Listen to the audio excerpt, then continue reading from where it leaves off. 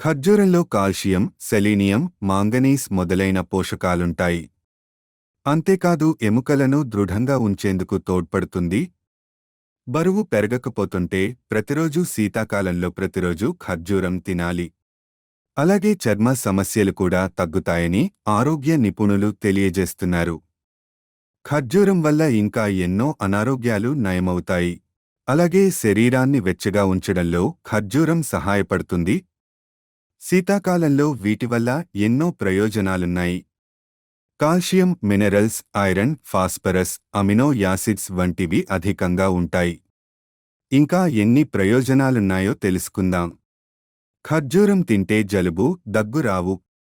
శీతాకాలంలో జలుబు, దగ్గు చేయడం సహజం.